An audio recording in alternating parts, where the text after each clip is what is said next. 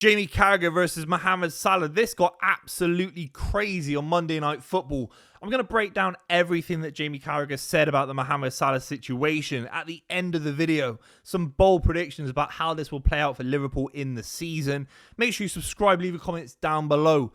I'm going to go big with this. It happened right at the end of the segment on Monday Night Football. Jamie Carragher bringing Mohamed Salah and the situation back down to earth. Some big realities that I've often cited in videos myself, talking about Mohamed Salah in crazy terms. And Mohamed Salah, by the way, one of the greats for Liverpool of all time. But Jamie Carragher refers to the fact that Mohamed Salah failed at Chelsea, that he was a Chelsea failure. These are the facts. That's what Jamie Carragher said. No major trophy before joining Liverpool. I'm just going to break that down because Jamie Carragher's been very aggressive here, rightly so, because Mohamed Salah called him out first. I know Jamie Carragher puts pressure on, but he is entitled to an opinion. You have to say that Liverpool, they made the likes of Sadio Mane, Virgil van Dijk, Alisson, Robertson came from Hull City, Mohamed Salah came from Roma. A great club, but he did fail with Chelsea and Jose Mourinho. It's different where you sign someone who's a proven winner and he comes in and wins even more with you. Like when Ronaldo went to Real Madrid, for example. Obviously, there's numerous examples like that. You have to say that Jamie Carragher is actually referencing the fact that Mohamed Salah had a lot given to him by Liverpool. It wasn't just Salah being brilliant, because he clearly was. Broke the Premier League goal scoring record in his first season. That's special as a right winger. But I think Jamie Carragher is right in saying that actually he wasn't a living legend before he joined Liverpool. Liverpool had given him an absolutely golden platform to go on and succeed, which is completely spot on. He then goes into Egypt, which is crazy.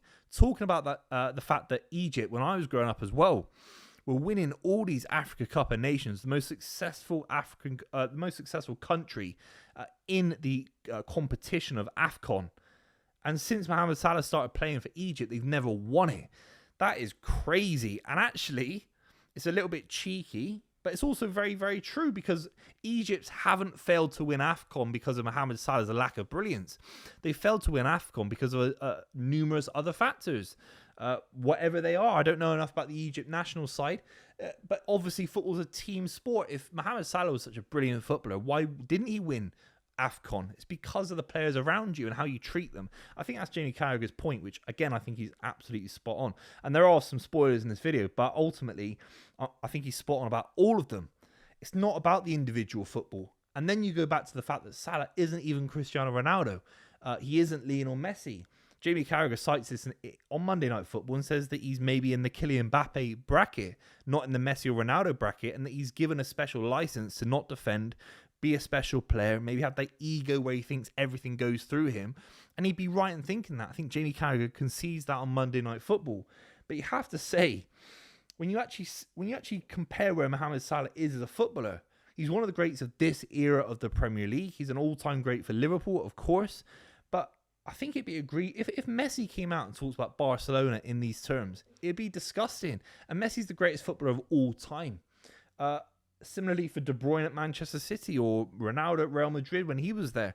And that's why his comments are absolutely crazy. I think Jamie Carragher brings the conversation back down to earth.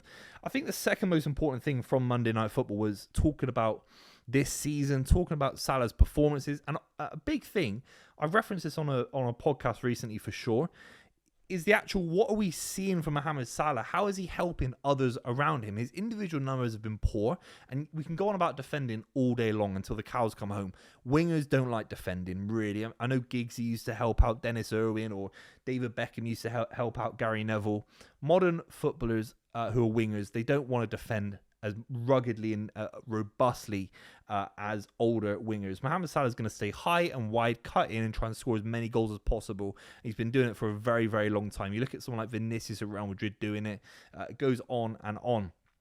But he talks about the fact that against Frankfurt, Mohamed Salah was thrown goal, could have squared it into Florian Wirtz. And there's another chance I remember as well where that could have happened.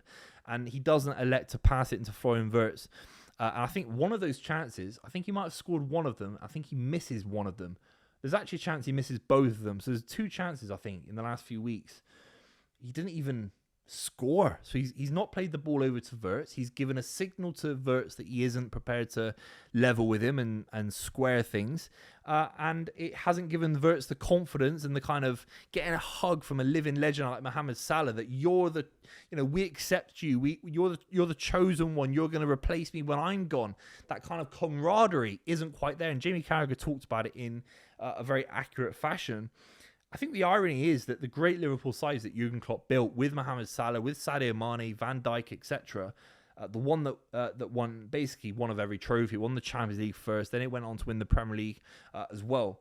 It was a workmanlike, humble, balanced side, and they'd square everything. I know Salah would score so many goals, but I remember they loved passing to each other. Mane, Salah, into Firmino. There was a point maybe at the latter stage of the Klopp era where they got really frustrated. I remember Mane and Salah getting frustrated with each other for not passing the ball. But prime Salah with Liverpool, when they won the Champions League, they were so egoless. It was so selfless, that side.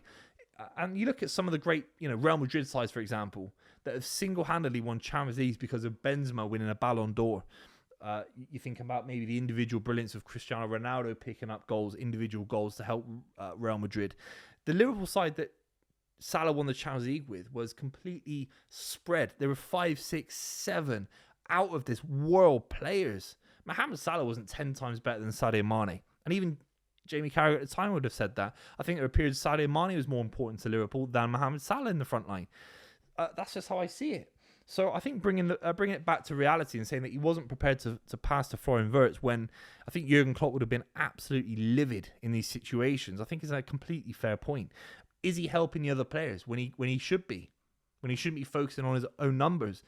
100%. He talks about the fact that the interview came out to cause damage. Completely agree. Why do the interview now at Ellen Road, away from home, 3-3 draw, when clearly the lads are absolutely distraught at dropping points and the Leeds fans are going potty in the stands? I think the club's form has been completely underrated by the media as well. This is the worst run of form Liverpool have had since the 1950s. Even Roy Hodgson had better form than this. I think Arne Slot's got more tools in his arsenal, certainly as a manager, to turn things around than him. But it's been that bad. Where's Salah been for that? What's his role in this situation? And then that's what I said on my reaction video to it on the weekend. He's thrown Liverpool under the bus. 100%. It was a very funny moment when the Sky Sports presenter Dave Jones talks about, he says, basically Jamie Carragher says, have I ever criticised Mo Salah on the pitch? And then he goes, well, just a couple of weeks ago you said that his legs are gone. That's going to be living on Twitter for the rest of time. I get where Jamie Carragher is coming from. Maybe he got that point a little bit wrong. Comedy gold nonetheless. Look, Mohamed Salah's done damage. Congratulations to him. He's completely ruined his legacy at the club on some level. He has. For a certain set of fans, it will never go back. A certain set of fans think he should be sold in January. That's crazy. Just signed a brand new contract. Wayne Rooney thinks he's ruined his legacy.